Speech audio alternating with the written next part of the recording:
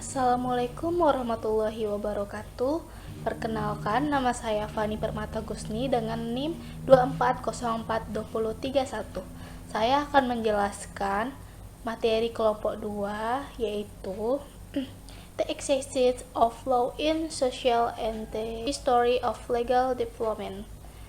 Artinya, keberadaan hukum dalam masyarakat dan sejarah perkembangan hukum.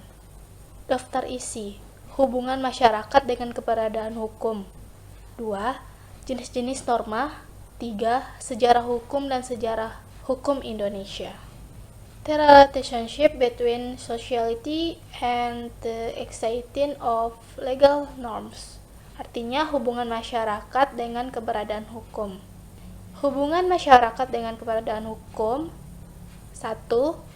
Keberadaan hukum penting dalam masyarakat karena mengatur perilaku manusia. Hukum berfungsi tidak hanya sebagai pengatur pasif, tetapi juga secara aktif mengendalikan tindakan individu dan mendorong perubahan yang terencana. Nomor 2, agar hukum dapat berlaku, maka hukum harus memperhatikan asas-asas hukum, filsafat, sosiologi.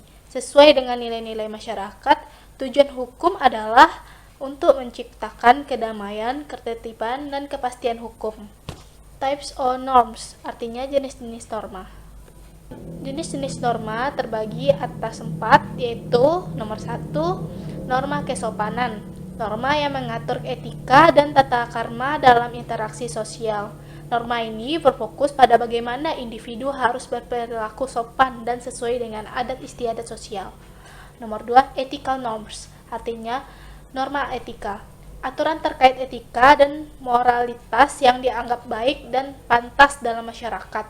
Norma-norma ini mengatur bagaimana individu harus bertindak secara etis dan bermoral. Norma yang ketiga, religious norms, artinya norma agama. Aturan atau norma yang bersumber dari ajaran agama. Norma ini mengatur perilaku manusia berdasarkan kepercayaan dan perintah agama. Nomor 4, legal norms, artinya norma hukum. Aturan yang ditetapkan oleh negara dengan sanksi yang tegas bagi pelanggarnya. Norma ini mengatur hubungan antara individu dengan negara serta antara individu dengan masyarakat. The history of law and the history of Indonesia law, artinya sejarah hukum dan sejarah hukum Indonesia. History of law, sejarah hukum. A. Periode kuno. Menurut Kitab Undangan Hammurabi ditetapkan oleh Raja Hammurabi Babilonia sekitar tahun 1754. Kitab Undang Hammurabi terdiri dari 282 pasal yang mencangkup berbagai aspek kehidupan termasuk hukum pidana, hukum perdata, dan hukum administrasi. Nomor 2 yaitu hukum Romawi atau Roman Law sekitar 499 Masehi sampai dengan 527 Masehi.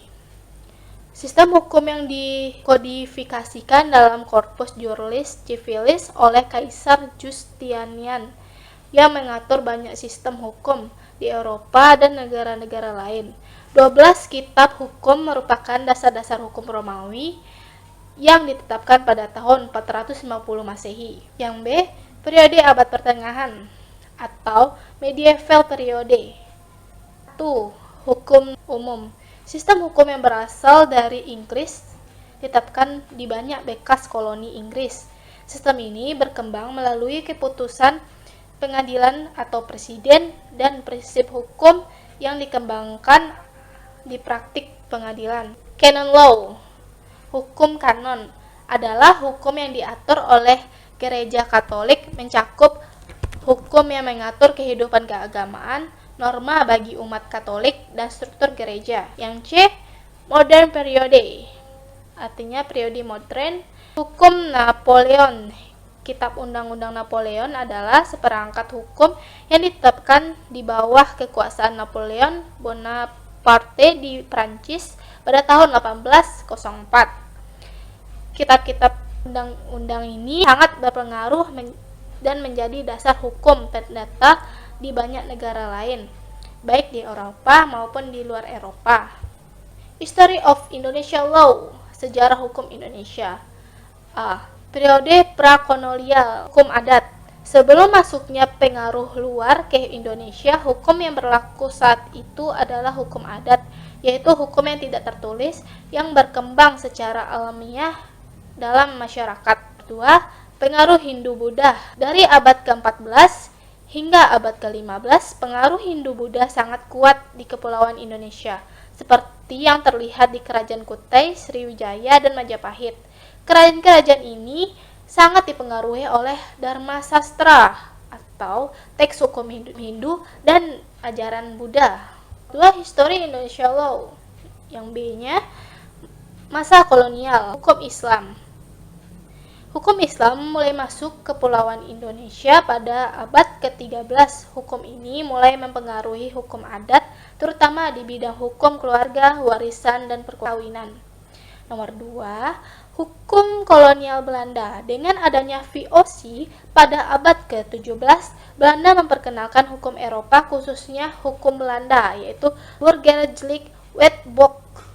Pada tahun 1848, Belanda mulai memperkenalkan kitab-kitab undang-undang hukum perdata dan kitab undang-undang hukum pidana yang menjadi landasan hukum bagi orang Eropa dan penduduk asli. Yang C, era pergerakan nasional dan jalan menuju kemerdekaan. Pengaruh nasionalisme atau influence of nationalism. Gerakan-gerakan nasional pada abad ke-20 seperti Organisasi Budi Utomo, Persatuan Islam, dan kemudian Partai Nasional Islam atau disingkat dengan PNI mulai memperjuangkan hak-hak rakyat Indonesia. Nomor 2, Proklamasi Kemerdekaan 1945. Indonesia memproklamasikan kemerdekaan pada tanggal 17 Agustus 1945, tetapi negara tersebut tetap menggunakan sistem kolonial. Proses pembentukan hukum Indonesia dimulai dengan Undang-Undang Dasar 1945 yang menjadi dasar konstitusi negara. D. Era pasca kemerdekaan. Orde Lama 1945 sampai 1966. Pada masa Orde Lama, hukum Indonesia dipengaruhi oleh ideologi dan politik, khususnya gagasan Soekarno tentang demokrasi pimpin. Nomor 2, New Order. Order baru. 1966 sampai 1998. Di bawah kepemimpinan Soeharto, Indonesia menjadi sentralisasi kekuasaan yang signifikan dan hukum digunakan sebagai alat untuk mendukung stabilitas politik dan ekonomi. Sejarah hukum Indonesia yang bagian E, reformasi dan hukum modern. Reformasi 1998, salah satu agenda reformasi adalah menciptakan sistem hukum yang adil, transparan, dan demokratis. Desentralisasi dan otonomi daerah yang menjadi perubahan signifikan yang berdampak pada sistem hukum. Keadilan reformasi hukum. Mahkamah Konstitusi didirikan pada tahun 2003 oleh Lembaga Peradilan dan Reformasi sebagai penjaga konstitusi dan pengadilan yang berwenang menguji undang-undang terhadap Undang-Undang Dasar 1945. Kesimpulannya, hukum dan masyarakat memiliki hubungan yang saling mempengaruhi dan membentuk satu sama lain. Sejarah perkembangan hukum menunjukkan bahwa hukum selalu berkembang sebagai respon terhadap perubahan dalam masyarakat. Oleh karena itu, pentingnya untuk mempelajari dan memahami hukum serta terlibat dalam pembentukannya untuk menciptakan masyarakat yang lebih adil dan tertib. Sekian presentasi dari saya. Kalau ada salah kata mohon dimaafkan. Saya sudahi. Assalamualaikum warahmatullahi wabarakatuh.